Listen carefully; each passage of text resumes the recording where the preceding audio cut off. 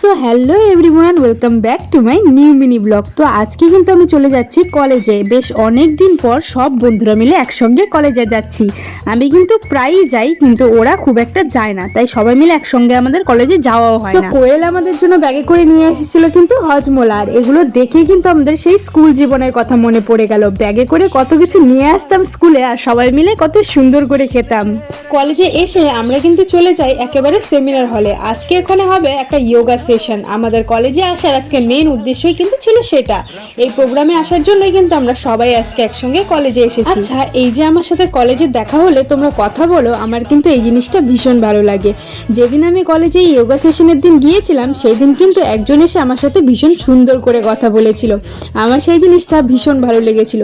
আসলে এইটুকুনি ভিউজেই যে আমাকে এত লোক চিনতে পারবে, জানতে পারবে, এটা কিন্তু আমি কখনোই ভাবতে পারি। আর যেহেতু কলেজে আজকে অনেক বাইরে থেকে লোক আসবে, তাই আমাদেরকে এনএসএস এর এই ড্রেসটা দিয়েছিল পরার জন্য।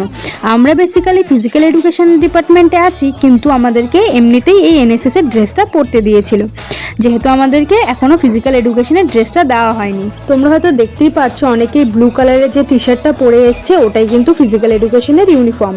তারপরে স্যার ম্যামদেরকে সম্বর্ধনা জানিয়ে আমাদের যোগা সেশন কিন্তু শুরু হয়। তারপরে একজন যোগা ম্যাম এসেছিলেন, উনি কিন্তু আমাদেরকে অনেকগুলো এক্সারসাইজ দেখিয়ে দিয়েছিলেন, যেগুলো বাড়িতে করলে কিন্তু অনেকটাই উপকার হবে।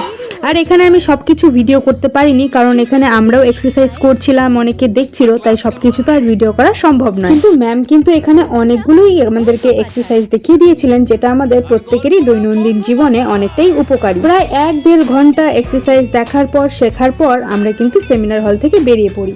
এখন আমরা কিন্তু চলে যাব বাড়ি, কিন্তু তার আগে আমরা চলে যাই ক্যান্টিনে। সেখানে গিয়ে আমরা চাউমিন খেয়ে চলে যাচ্ছি বাড়ি। তো আজকের ব্লগটা ছিল এই পর্যন্তই। তোমাদের কেমন লেগেছে অবশ্যই কমেন্ট করে জানাবে। Thanks for watching.